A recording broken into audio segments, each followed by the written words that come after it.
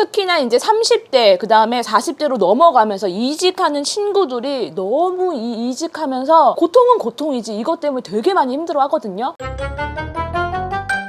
제가 오늘 빨래를 이렇게 중간에 개다가 소름 끼치게 마이크를 달지 않았다는 것을 중간에 눈치를 챘습니다. 그래서 바로 사연 다시 읽어드릴게요. 안녕하세요. 감각언니. 주식 컨텐츠로 입덕을 한 30대 팬입니다. 이직한 회사에 적응하는 게 너무 어려운데 친구나 부모님께도 털어놓지 못해 언니에게 털어놓습니다. 저는 한 달 전 중견기업에서 대기업으로 이직을 하게 되었어요. 누구나 아는 대기업이라 가족들, 주변 친구들도 축하를 엄청 많이 해줬죠. 근데 근무 첫날부터 환영하는 분위기가 아니라는 걸 느꼈어요. 신입으로 입사한 게 아니기 때문에 친절한 교육은 기대하지 않았지만 정말 그냥 방치를 하더라고요. 일단 경력으로 입사를 했으니 팀원분들께 많이 여쭤보고 업무를 배우려고 노력을 했으나 아무도 저에게 일을 안 주고 업무 공유 안 하고 저한테 아예 말을 안 시켜요. 가끔 말을 시키다 보면 이전 회사에 대한 질문만 하세요. 중견기업에서 이런 거 해봤냐? 실무실은 어떠냐? 복지는 있냐? 전 회사 이야기를 물어볼 때에만 말을 거시더라고요. 지금 회사에서 레퍼런스 체크 때 제 이전 회사 분들이 저에 대해 좋은 말씀을 많이 해주셨다는 말을 하시다가도 그거는 중견기업이라 가능을 했던 거고 우리 회사는 그런 거 몰라요. 외부 업체와 하는 미팅에 제가 참석을 해도 절 소개를 하지 않습니다. 미팅 끝나고 업무 분장을 할 때에도 저에게 주어지는 일은 없어요. 가끔은 제가 못 해내기를 바라는 것 같기도 해요. 잡일도 좋으니 뭐라도 하고 싶어서 할 수 있는 일들을 찾아보고 또 하고 있는데 변하질 않아요. 사람들에게 더 다가가려고 노력할 힘도 이제는 없어진 것 같습니다. 혹시 제가 뭘 잘못한 걸까요? 놓친 게 있다면 어떤 걸 놓친 걸까요? 조금만 더 버티면 괜찮아질까요? 어떻게 개선해야 할지 감도 안 잡혀요. 이전 회사에서는 연차에 비해 많은 일을 해서 인정을 받기도 하고 실제로 평가도 좋았는데 이직한 곳에서는 한 달째 혼자서 할 수 있는 게 아무것도 없어서 바보 같고 너무 답답하고 슬픕니다. 연봉을 올리고 왔음에도 이전 회사 다닐 때가 그립고요. 그냥 다닐걸 이라는 생각도 드네요. 앞으로 어떤 태도로 임하는 게 좋을지 조언 부탁드리겠습니다. 제 친구들이 정말로 대기업 다니는 친구들도 많고요. 공무원 친구들도 되게 많아요. 공무원 친구들도 대기업이랑은 조금 특성이 멀잖아요. 근데 그 친구들도 뭐 급수로 나누는 거는 이제 표면적으로 우리가 보이는 거고 절대로 제가 비하하거나 그런 게 아니라 저도 이제 줍줍 주워 들은 거예요. 늘공, 어공 이렇게 불려요. 늘공은 이제 늘 공무원, 어공은 어쩌다 공무원. 공채라든지 시험을 보고 들어온 케이스가 아닌 그런 경우를 얘기를 하는 거겠죠. 그러니까 이게 똑같아요. 진짜 얘기를 줍줍해서 들어보면은 대기업 다니는 친구들 얘기도 똑같아. 하늘에서 내려오신 분들이 있습니다. 그냥 내려오면은 이제 다이다이 하니까 낙하산을 메고 오신 분들이 계시고 우리 집에 있는 협력인처럼 협력차 있잖아요. 협력사에서 뭔가 특수 합병되거나 아니면 전환 채용된 케이스가 또 있어요. 쟤는 뭐 어디 계열이잖아 이런 식으로 라인이 다 파이프 라인이 있어요. 그러면 이제 다른 라인에는 잘 안 껴줍니다. 어떤 사태가 발생을 하느냐? 연차는 있는데 발언권은 있지 아니한 무대에는 올라갔으나 MIC는 잡지 못하는 이게 뭔가 신분은 대기업인데 인식은 여전히 외부인으로 취급을 하는 성골진골은 아닌데 저도 이제 들은 얘기지만 그게 있더라고요. 그리고 또 있는 케이스가 경력직이신데 그러니까 어차피 나갈 사람 취급을 받으시는 저분은 어차피 경력직이고 오래 안 계실 거예요. 그냥 이력서에 뭐 이거 이름 찍으러 온 거지. 그러다 보니까 초창기부터 약간 거래를 둔다든지 냉대한다든지 어차피 나갈 건데 얘랑 친하게 지내서 뭐해? 일도 안 주고 말도 안 걸고 그러니까 자발적으로 약간 고립이 될 수밖에 없는 제가 봤을 때는 이 마지막 케이스가 자기가 아닐까 놀랍도록 이런 얘기가 저도 이제 오래 살았고 직장 생활을 물론 소소기업 중소기업이지만 10년 이상 했고 너무 많이 듣는 얘기예요. 특히나 이제 30대 그 다음에 40대로 넘어가면서 이직하는 친구들이 너무 이직하면서 고통은 고통이지 이것 때문에 되게 많이 힘들어 하거든요. 얘기를 들어보면은 이직한 친구는 본인은 본인대로 스트레스 그 원래 있던 조직에 있던 사람은 그 사람들은 또 그 사람 나름대로 뭐가 또 있어. 이게 또 제 주변에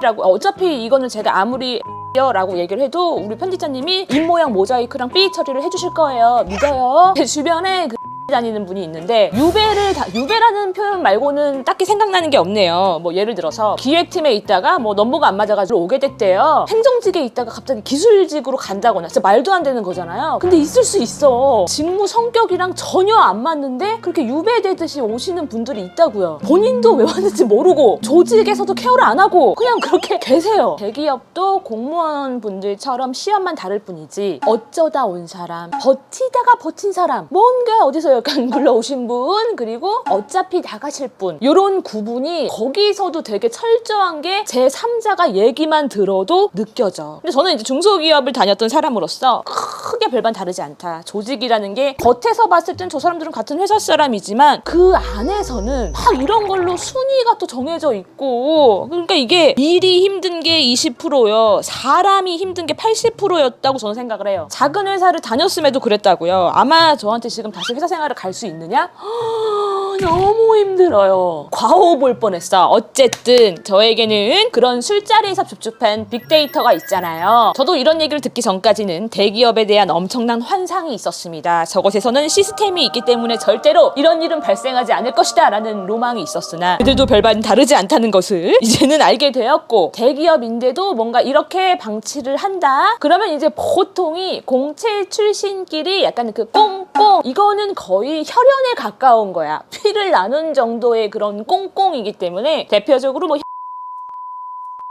셋 중에 하나겠죠. 셋 다 삐 처리를 해주시고 입모양을 모자이크를 해주시면 제가 발을 뻗고 조금 잘 잘 것 같습니다. 확실한 거는 이런 공채 출신들은 라인을 타고 올라가는 구조가 맞더라고요. 그렇기 때문에 우리 사연을 준 자기와는 경력직이라고 했잖아요. 그러면 손님 조금 더 나가면 침입자 정도로 생각을 할 수도 있어요. 근데 뭐 중소기업도 그 직군 카스트는 똑같아요. 예를 들면 이제 저는 본사에서 일을 했었는데, 그러니까 본사 기획팀이랑 뭐 영업팀, 그리고 뭐 IT 쪽이랑 BIT 이런 관계는 이제 어떻게 할 수가 없죠. 그리고 이제 뭐 건설이라든지 제조회사 같은 경우는 우리 방식이 맞아. 외부에서 왔으면 우리 방식을 따라야 돼. 그 곤조라는 표현은 좋지 않아. 아무튼 그런 게 있어요. 이럴 때는 우리 자기야가 어떻게 해야 하느냐. 스스로 빨리 알아야 돼. 실력만으로는, 내 그동안의 능력만으로는 여기서 통하지 않는다. 어쩔 수가 없어. 빨리 흡수를 해야 돼. 미안해. 원하는 대답이 아니라서 너무 미안해요. 아마도 그동안의 어떤 컨텐츠 결을 보게 되면은 자기는 잘하고 있어. 여기 있는 사람들 너무 이상하다. 왜 사람을 왕따를 시키고 어디 신고해. 이거는 엄연히 직장 내 따돌림이야. 어서 신고해 라고 말을 하는 저를 기대를 했을 수도 있고, 그렇게 말을 하는 게 맞는 걸 거예요. 아마도. 근데 저는 조금 더 현실적으로 빨리 이 상황에서 벗어날 수 있는 뭔가를 막 어떻게 해주고 싶고, 이게 너무 어려워. 그러니까 내가 생각하는 회사 생활이라는 거는 진짜 남의 돈을 버는 사람들끼리 뭉쳐있는 조직이잖아. 되게 스마트하고 착하면서도 못된 군상이 다 그곳에 있는 것 같아. 사람들이 날 왜 견제하고 있는지 그 메커니즘을 빨리 이해를 해야 되고요. 이 대답을 해주면서도 내가 이게 옳지 못하다는 걸 아는데, 왜냐면 지금 겪고 있는 모든 과정들이 우리 자기야가 잘못을 해서 겪는 게 아니야. 조직이 썩어 있어. 그 썩은 조직에 잘난 자기가 들어갔기 때문에 생긴 일들이에요. 진짜 잘못된 게 뭐예요? 능력자한테 문을 열어놔. 문이 열려 있으니까 들어갔어. 들어갔더니 너 여기 왜 왔어? 그런 눈가리로 막 날 쳐다보고 있는데 나는 또 그 와중에 거기서 살아남는 방법을 배워야 되는 거잖아. 진짜로 이게 공격까진 아니어도 수동적인 방어는 해야 되고 판을 짜야 돼요. 그래서 정말 현실적으로 지금 할 수 있는 게 제일 먼저 뭐가 있느냐? 우리의 초기 목표는 뭐다? 인정받는 게 아니라 기록이에요. 기록, 쓰는 거. 지금은 뭐 업무적으로든지 뭐로든지 인정을 받으라고 하면 할수록 내 감정만 다쳐요. 그러면 뭐를 해야 되냐? 내가 뭐를 시도를 했고 어디까지 노력을 했고 그거를 감정을 빼고 그냥 그대로 기록을 해야 돼요. 예를 들어서 뭐 2025년 8월 10 며칠 누구누구에게 무슨 자료 요청 땡땡 뭐 답변 없었음, 뭐 누구누구에게 내 역할이 뭐냐 질문함 아직까지 정리 중이라고 하고 답변 없었음, 내가 요청을 했는데 결과가 이렇게 왔다, 이거를 일단 적어야 되고, 그 다음에 내가 느꼈던 것도 적어. A 업무 관련해가지고 내가 빠져있는 듯함, 비어있는 시간이 많음, 내가 일을 찾아야 할 것 같음, 일단은 이거를 적어놔. 이게 뭐 언니 괜히 이것 때문에 역풍을 맞지 않을까요? 이것 때문에 저를 더 표독스럽고 못된 애라고 생각하지 않을까요? 지금 뭐 누구한테 복수를 하려고 막 칼을 갈고 이런 게 아니라 보험 정도라고 생각을 해요.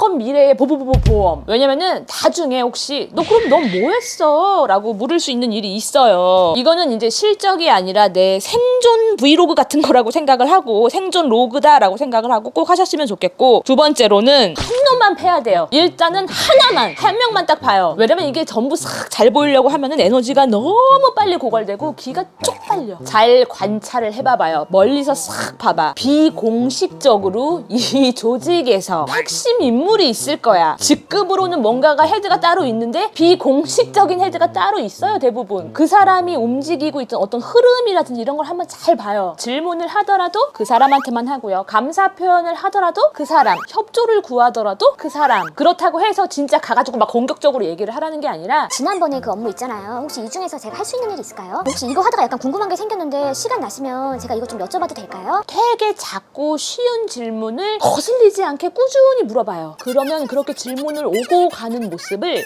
다 보고 있어요. 눈이 3,000개야. 이 회사라는 거는 내 실력도 중요하겠지만은 누가 누구를 챙겨주고 있느냐, 그게 너무 빠르게 작동하고 있어요. 진짜 눈가리들이 다 있어. 정말 내가 말하면서도 참 드러본 거 얘기한다, 드러본 거 가르친다. 근데 그게 현실이야. 그리고 마지막으로 내가 조금 후져 보일지언정 나는 그냥 열심히 하는 사람이다 라는 프레임을 밀고 가긴 해야 돼. 저 그냥 열심히 하는 사람이다. 지금 자기야가 뭘 잘못해서 견제를 당하는 게 아니라 여기 있던 사람들이 잘 모르기 때문에 자기야에 대한 정보가 없어서 생기는 여백의 감정을 경계심으로 지금 채우고 있는 거예요. 반대로 생각을 하면은 되게 땡큐잖아. 왜? 날 모르니까. 그러면은 그냥 나를 일만 열심히 하는 사람으로 고정시켜놔요. 웬만하면 좀 밝은 태도로 일을 열심히 하고 있다는 티만 팍팍 내면 돼요. 되게 작은 것도 피드백을 요청을 하라고요. 혹시 제가 이거 관련해서 놓친 부분이 있을까봐요. 문제는 놓친 다음이 아니라 놓칠까봐. 혹시 이거를 다르게 했어야 되는 부분이 있으면 저한테 좀 알려주세요. 이러면은 일단은 내가 무서워 보이지는 않죠. 계속 이러면은 나를 욕하기도 뭐해. 그렇게 이제 시간이 가다 보면 쟤는 그냥 열심히 하는 애다. 그렇게 자리를 잡을 거예요, 아마도. 그리고 냉정한 말일 수도 있지만 빨리 캐치를 해야 돼요. 아, 내가 이 회사에서 얻어갈 수 있는 거는 인간적인 따뜻함은 없구나. 그냥 뭐 정보 아니면 뭐 전투력은 내가 적어도 얻어갈 수 있겠구나. 그리고 그런 데이터들을 바탕으로 다음 커리어로 점프를 할 수 있는 내 발받침들이다 라고 생각을 해야 돼요. 이게 물론 뭐 그럼 언니 결국 또 이 이직을 하라는 건가요? 라고 최악의 시나리오 아닌가요? 라고 말을 할 수도 있지만, 저는 직장인으로서 이런 점프대를 가슴에 하나씩은 품고 살아야 견딜 수 있고 나의 미래를 위한 방식이라고 생각을 해요. 물론 이 영상을 편집하고 있는 우리 편집자 PD님 빼고 자기는 직장인이 아니라 가족이잖아?